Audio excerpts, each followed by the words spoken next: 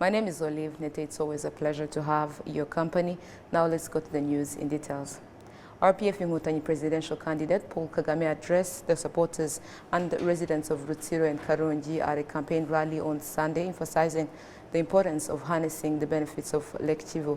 Kagame pledged to expedite the construction of the Karongi-Muhanga-Kigali road, promising significant infrastructure improvements for the district's residents, hence to boost the tourism sector in this area. Adam Squizera kicks us off tonight. Thousands of supporters and residents from Karongi district and nearby areas gathered at Mbonga playground to welcome RPF flag bearer Paul Kagame as he continues his presidential campaign rally. Residents of Karongi and Rutsiro districts, including private sector practitioners, demonstrate the progress they have achieved in the region due to the improved infrastructure. They affirmed their unwavering support for Paul Kagame, stating that nothing would deter them from voting for him. There were children who used to attend classes while starving, but now they receive meals at school. Some parents with low means were provided with a cow through Girinka Munyarwanda program. There are many things we expect to achieve because his words are always followed by actions. That's why we must support him by voting for him on July 15th. During his campaign trail, the RPF is backed by 8 other political parties that have allied with them. The RPF Inkotanyi flag bearer noted that districts of Rutsiro and Karongi possesses unique sceneries and great opportunities that should be fully exploited.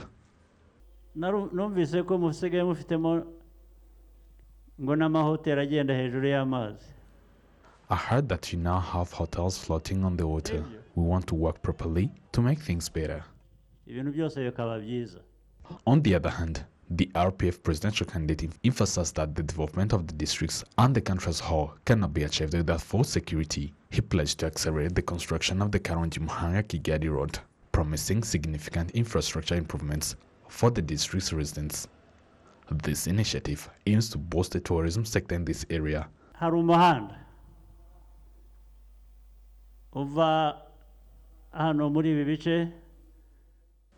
There is a road from here to Muhanga up to Kigali. I was not happy to hear about the issue that should have already been resolved, but I promise you that it will be solved no matter what. The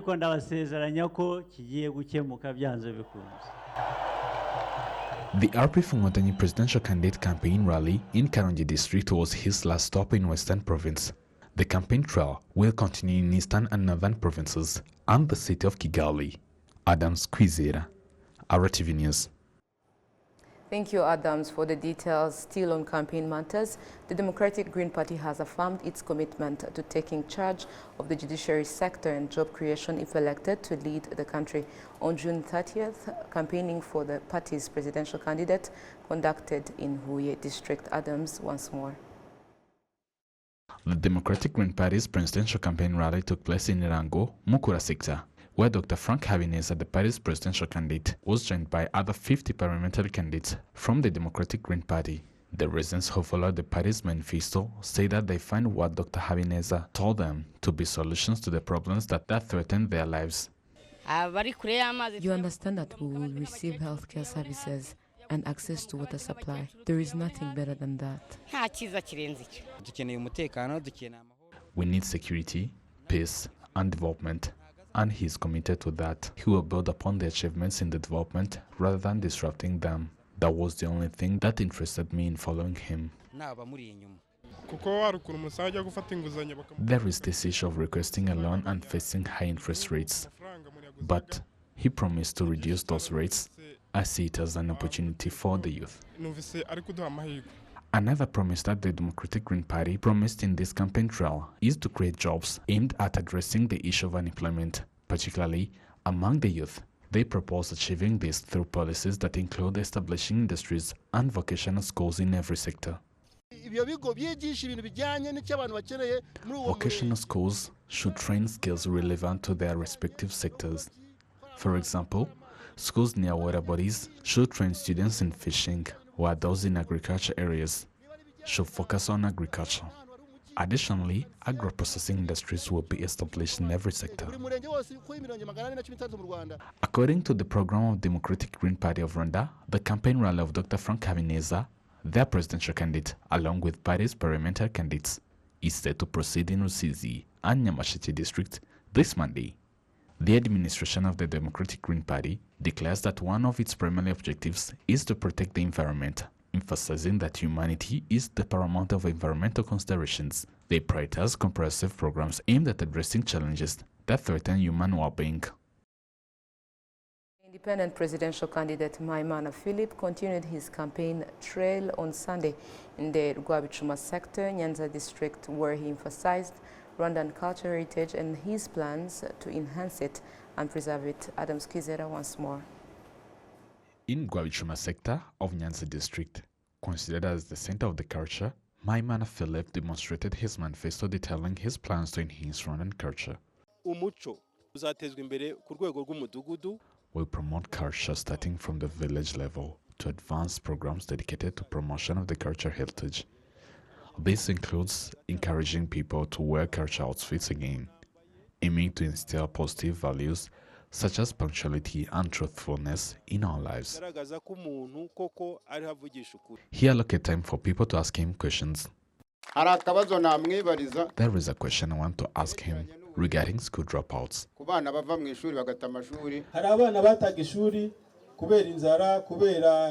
There were children who used to drop out from school due to hunger and other factors, but the government implemented a school feeding program. My goal is to ensure that they have enough to eat and are satisfied.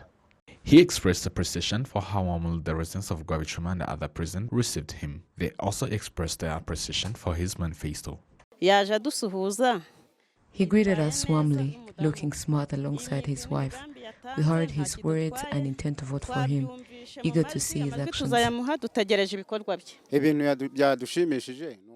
We are pleased that he emphasized the promotion of cultural heritage and emphasized punctuality as a core value.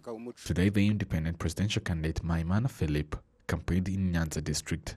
He continued his campaign rally on July 2nd, where he is expected to campaign in Nyaruguru and Nyamagabe districts of the southern province.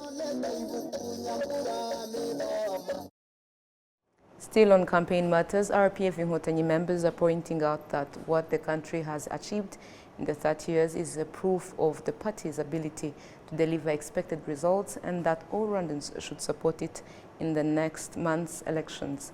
The point was made on Sunday as the party's parliamentary candidates continued with their campaign activities in districts across the country, crossing from Kamonyi to Nyamagabe, Rubavu in the west, and back to Nyarugenge here in Kigali city.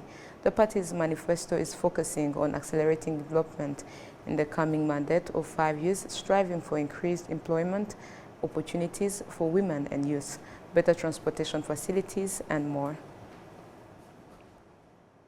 To other matters, the Social Democratic Party has also continued with its campaign activities, calling for supporters for its 59 parliamentary candidates and its candidate of choice in the presidential race, Paul Kagame of the RPF Inkotanyi Party.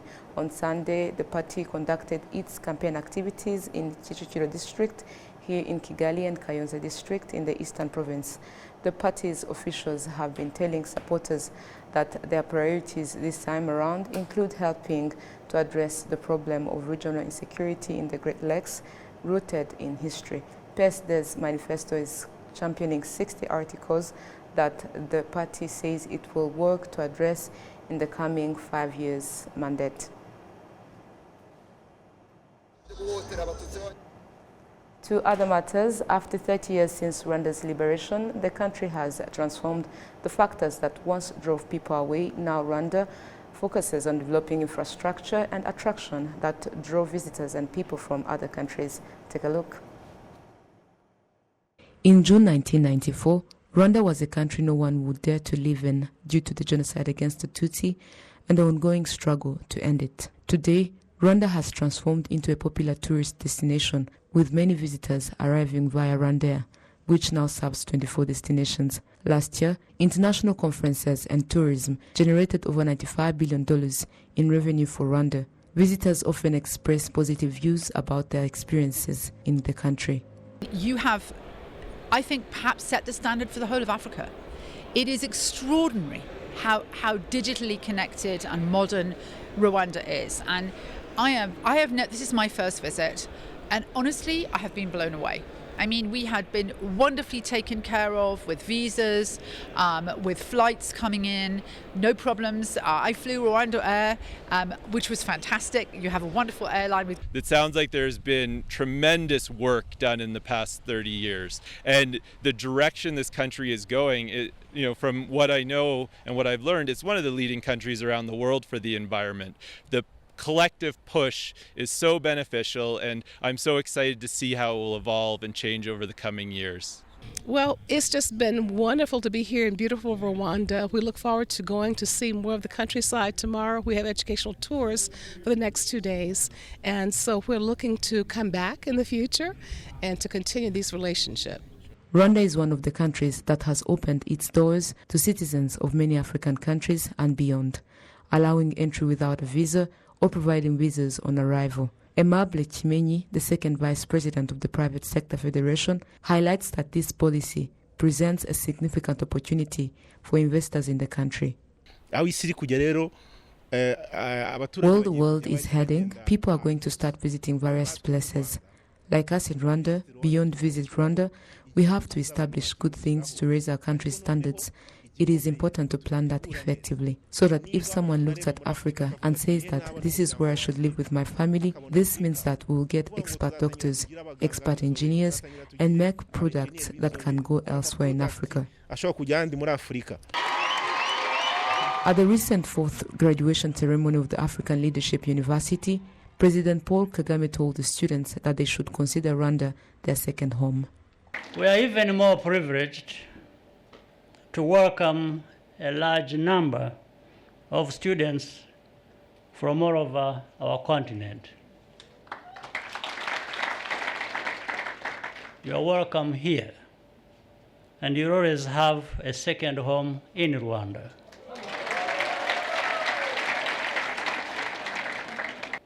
As we say here, I'm sure most of you have probably heard that.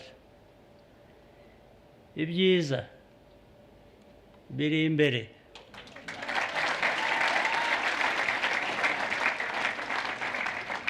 The best lies ahead. Figures from the Rwanda Development Board show that in 2023, the country was visited by 1.4 million tourists. Additionally, Rwanda hosted around 160 international conferences and other entertainment activities attended by over 65,000 people.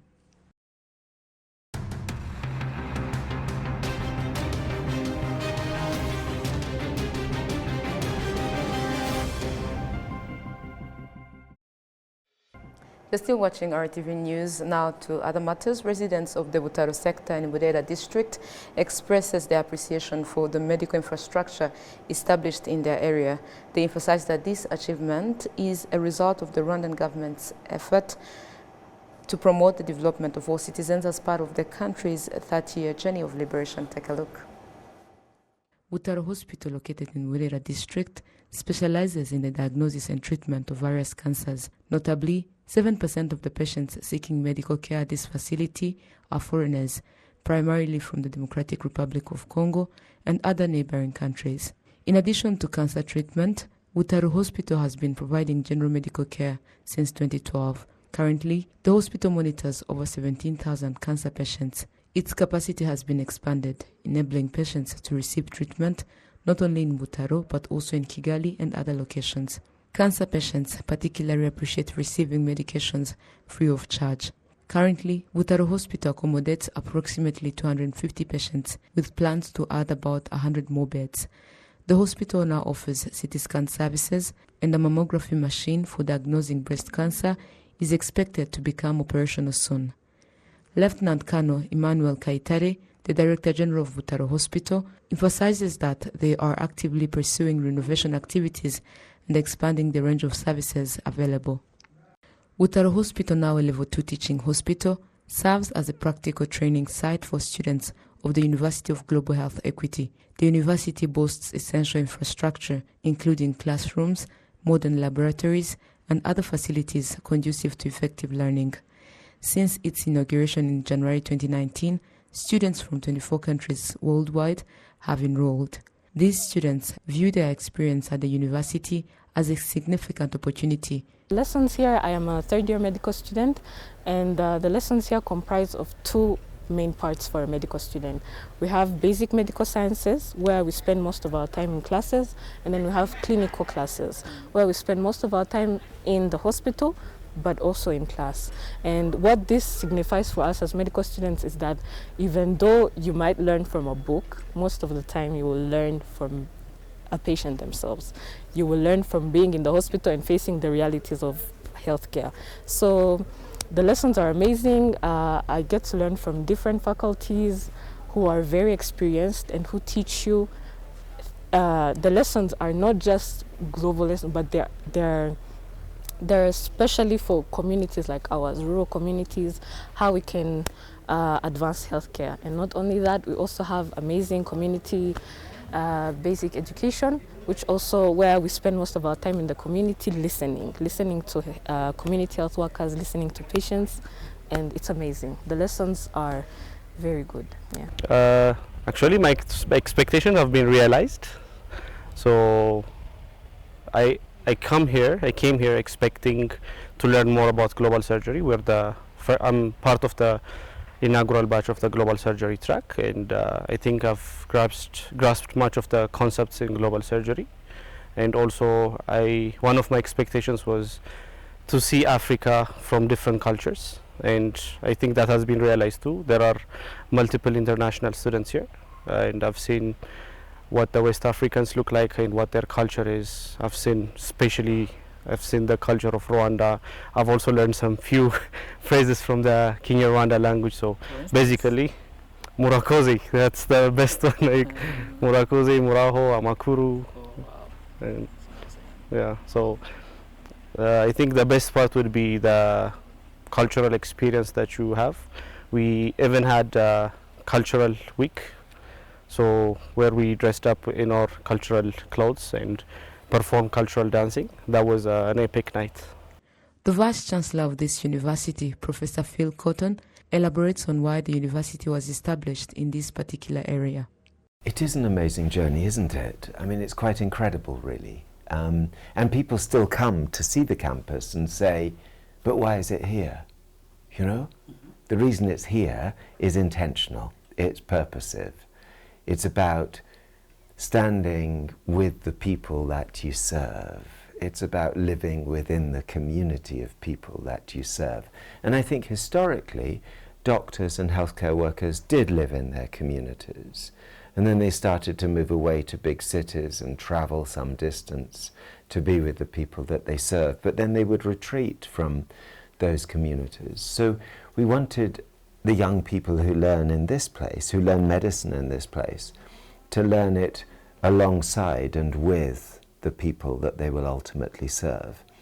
Residents of Butaro's sector view this health infrastructure as a testament to good governance and visionary leadership. Butaro Hospital and the University of Global Health Equity are collaborative achievements of the Rwandan government and partners in health. In 2023, the University of Global Health Equity became the 8th university in sub-Saharan Africa to offer sustainable and quality education. Over 160 residents have been employed in various roles, while local farmers find reliable markets for their produce at fair prices, contributing to community development and related activities.